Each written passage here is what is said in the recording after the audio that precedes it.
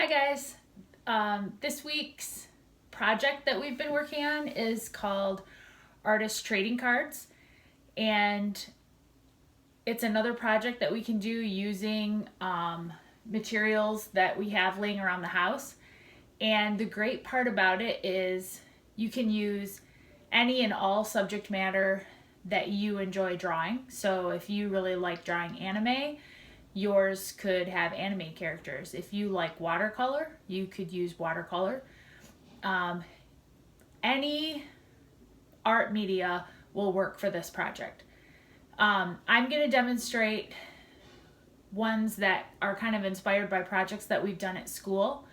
And also, it's a art form that a lot of artists use collage methods, and then they draw and write words over top. If you are not able to get your hands on drawing paper or watercolor paper, it is another project where you can use cereal boxes or food packaging. I noticed when I was looking through our materials that these Rice Krispie treat boxes were white on the inside. And so I thought, well, that would make a good box to use for this project or something else.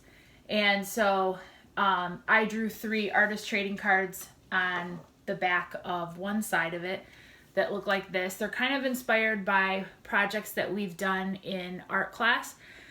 In 5th grade, we drew cats. We did a project with inspired by Wayne Thiebaud's work with desserts. And then some of you had a chance to do the Monster Mash project, which is just a mashup of different sources of monsters. So these are just colored pencil and marker on the back of the Rice Krispie treat box.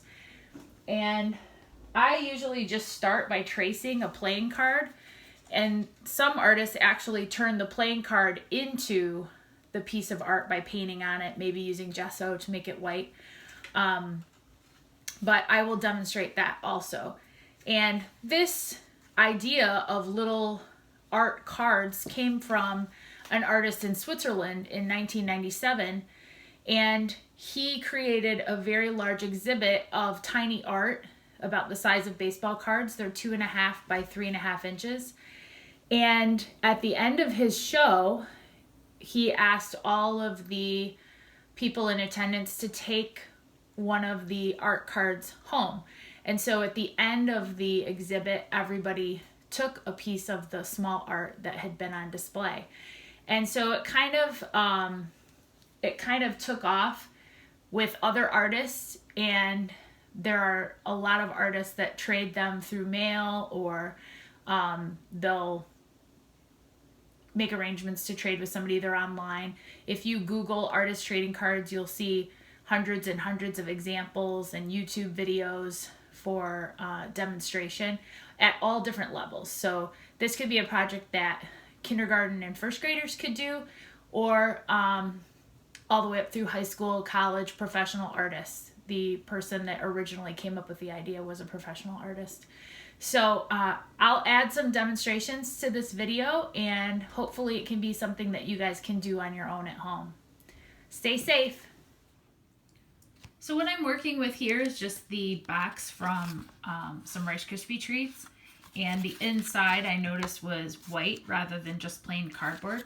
So the first thing I'm going to do is just trace the playing card as many times as I can fit on this piece of cardboard, and then work from there to create just different pieces of tiny art, which we call artist trading cards, or ATCs as they're known for short.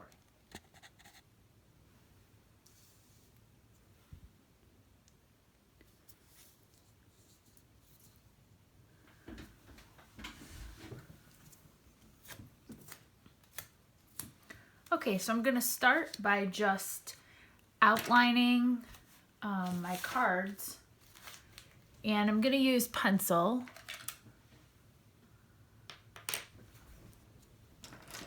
And probably on this piece of cardboard I can fit 3 artist trading cards.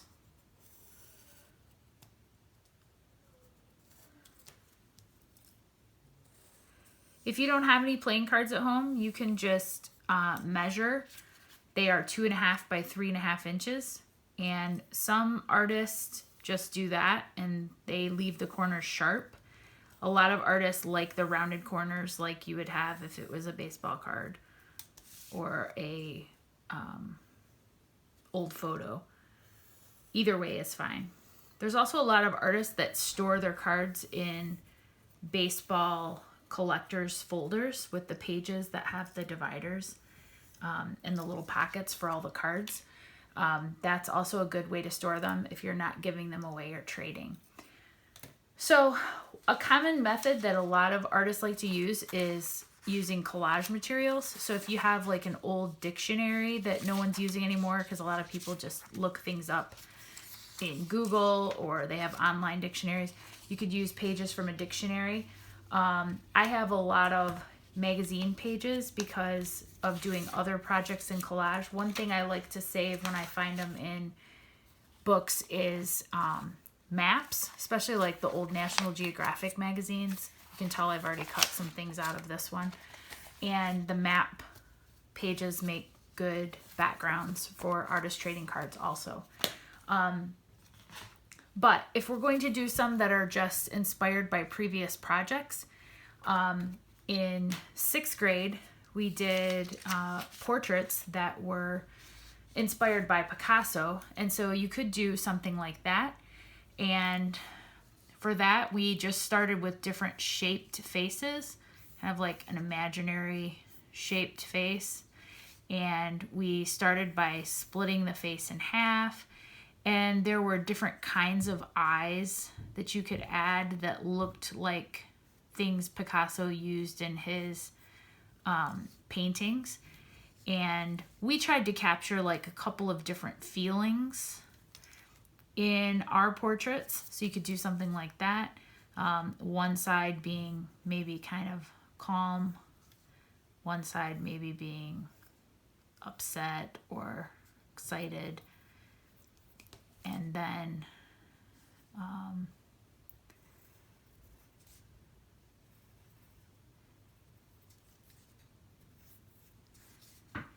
you can add all of the things that we added when we did the project itself. We had, if it was a male with shorter hair, we added ears. If it was a female, we did, lines, different kinds of emotions. And then we just fragmented the background. So you could make a mini card of that project. But it also is a great opportunity to draw anything and everything that you enjoy drawing. And that's different for everyone. So if I was taking my pick of what I would want to do, I probably would do the collage method. And most of us just have regular glue at home. So a lot of artists like to tear their pieces. This was left over from the Cityscape project. So they might just tear pieces, and it's probably good that it's straight on that edge because maybe I'll leave that and just glue this down like that. And I saved something out of an old book. It looked like it was a invitation to a charity ball. It was an old book about Detroit. And so it's a little too big unless I turn it this way, but even then it kind of takes up too much space. So I'll tear this too. Maybe reverse this like that, like that, and let the bottom show through a little bit. And then you can join together things that wouldn't normally be together.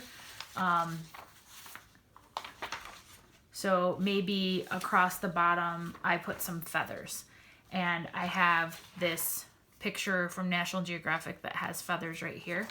So maybe I'll just cut some of those out and add them across the bottom.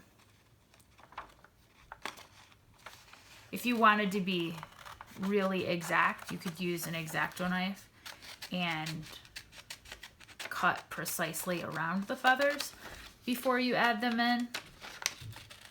since I'm doing this on a video, I'm not gonna worry about using the X-Acto knife. And then maybe that shows underneath this. So like you want to plan out your layer before you start gluing it down. So maybe that goes this way. This goes this way. So we've got the feathers sticking out and the old paper. Maybe this across the bottom, like that. So I would glue those down. And then a lot of times on top of something like that, what you would add is a word. And so usually getting them from magazines, and I mean, it could be anything. This is a page from a Michigan magazine. I could cut out the word success. I could just cut out something like Michigan Neighbors or Michigan. It really can be anything that you want. And then you would just glue it on over top. So I just make a habit of saving all kinds of things like that when I see them in magazines to use for things like this. So with those examples and these examples, these are just the marker. It can be anything and everything that you want to try. Collage, marker, paint. I showed this one earlier to my class yesterday. Sometimes kids will use projects they've already done. In 5th grade, we draw a tree and have leaves blowing off of it. This is a lesson I used earlier in our stay-at-home process. It was just like a optical illusion. You can do something like that. It can be simple, it can be complicated, it can be collage, it can be marker. And the only rule is that it has to be the size of a card, 2.5 by 3.5 inches. And then usually you put your name on the back and like the city you live in, people that trade them. So I hope you guys will try it out and share with me what you decide to do. And I look forward to seeing what you make.